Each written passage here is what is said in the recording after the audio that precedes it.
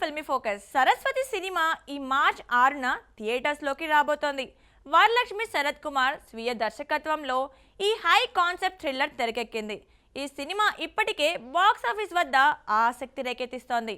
తన కూతురి missing case నేపథ్యంలో ఒక అమ్మ తీసుకునే సాహస ప్రయాణం, క్రూరమైన ప్రపంచంతో ఎదుర్కొనే ధైర్యం ఈ చిత్రంలో కీలకం.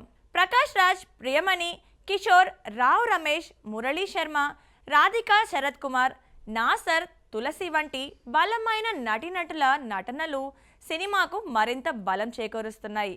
తమన్ సంగీతం, భావోద్వేగ దృశ్యాలు, యాక్షన్ సీక్వెన్స్లతో ఈ సినిమా స్త్రీల శక్తిని, తల్లి ప్రేమను, న్యాయం కోసం పోరాడే మనస్తత్వాన్ని హైలైట్ చేస్తుందని అంచనా. బాలకృష్ణ, సిమ్రాన్, శరత్ కుమార్ వంటి సెలబ్రిటీలు ప్రశంసలు కురిపించడం సినిమా మీద ఉన్న బలమైన అంచనాలను సూచిస్తోంది.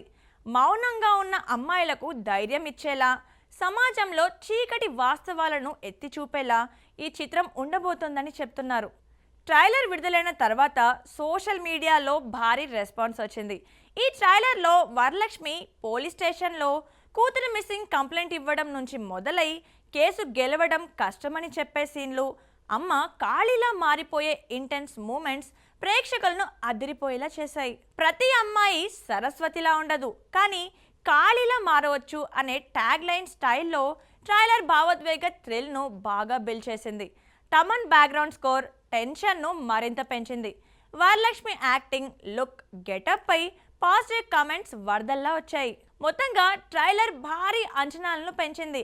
మార్చ్ 6న థియేటర్స్లో ఫుల్ జోస్తో రిలీజ్ అవుతుందనే ఎక్స్పెక్టేషన్స్ను సినిమా క్రియేట్ చేసింది. సరస్వతి సినిమాకి సంగీతం బాధ్యత తీసుకున్న ఎస్ తమన్ ఈ చిత్రానికి మరింత ఎమోషనల్ డెప్త్ ఇచ్చారు.